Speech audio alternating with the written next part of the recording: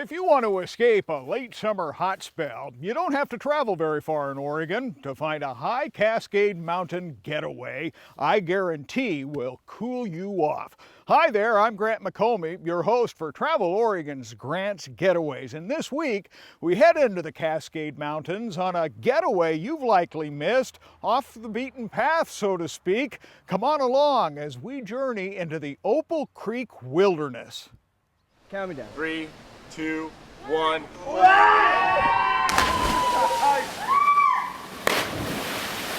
All it takes is a simple leap of faith to find a cool Cascade Mountain moment in the Opal Creek pool.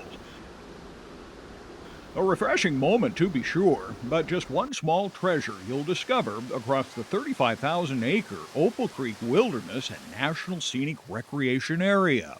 Everywhere we look, we have 450-year-old trees, the age class, some individual trees are 1,000 years old, pristine streams. And this forest, this was what the whole west side looked like, all the way down to California from Washington. You know, this was it.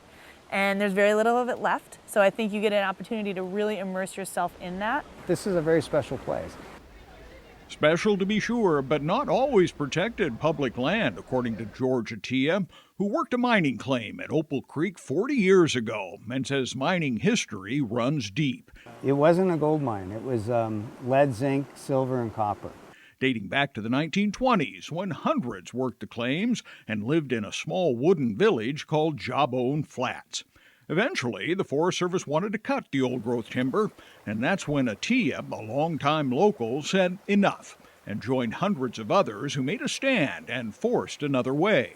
I just thought this was special. This was, I don't know any other places, and I've seen all of our state that we have low elevation old growth of this age class that is just pristine, and there was no roads or anything else, and I thought it was just important to save it and protect it. It took decades to achieve, but in the mid-90s, Senator Mark Hatfield's landmark wilderness bill included protection for Opal Creek.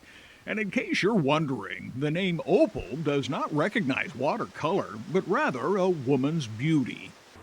Ranger Elliott saw Opal Creek and saw Opal Pool, and he said, this thing is almost as beautiful as my wife. And so they named it Opal Creek. Before that, it was called Boulder Creek. For his wife? Yeah, he named it for his wife. Today, you must hike 3 miles to reach Jawbone Flats. Here, rustic rental cabins are open by reservation only for a longer stay. It's a great place for families to come with little kids because we have all the amenities of home, but you can feel like you're in a wilderness. Maybe they'll stay here for a night and then go out on a backpacking trip, come back and stay here for another night.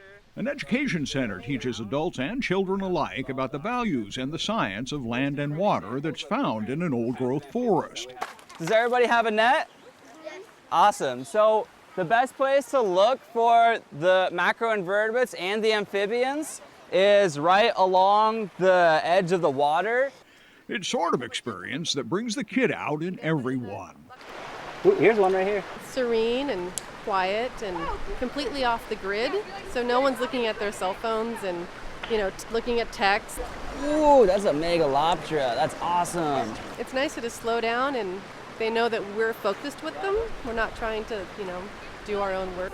This is a coastal giant salamander. This is a very small one. He doesn't even have his external gills yet. They get to be really big. This is the largest terrestrial salamander in North America. There's something about this place that's magical, so we like to come back here. The reason that the water's, so clear is because the trees are still all along the banks holding it in place. You know, it all functions the way this forest is supposed to.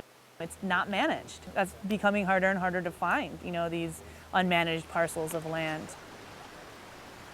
There are so many ways to enjoy Opal Creek. Perhaps it's as simple as a day hike, or maybe you'd like to spend the night either camping out in the wilderness area or checking out the Ancient Forest Center and their facilities. We have all the details, the directions, and the contact information so you can make your own adventure right here on the Travel Oregon website, so check it out. Until next week, get out here and explore the great Oregon outdoors and let Travel Oregon be your guide. For Travel Oregon, I'm Grant McComey.